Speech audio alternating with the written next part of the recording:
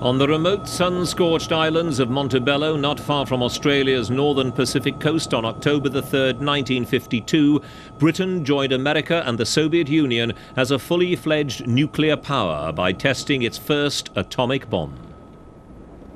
Before the islands were chosen as the site for the test, the only visitors here were pearl fishermen. Not much chance of a future for them anymore, as the scientists put the finishing touches to their experiments and left the islands to their fate.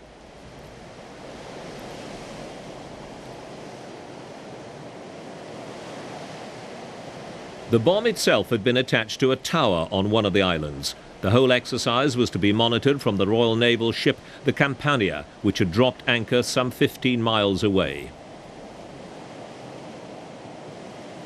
On board the Campania, the team, many of whom had been working on the construction and design of an atomic bomb since the early 40s, made their last-minute calculations and began the final countdown.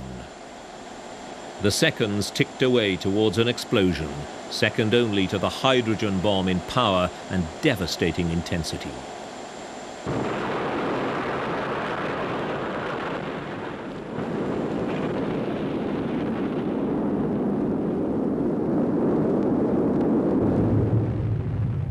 Thousands of tons of mud, sand and water thrown 10,000 feet into the air.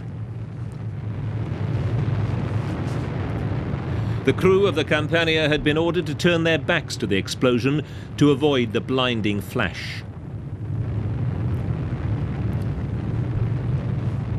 When it was considered safe, they turned round to be confronted with an immense ragged-shaped cloud, quite unlike the mushroom effect the American bombs had generated.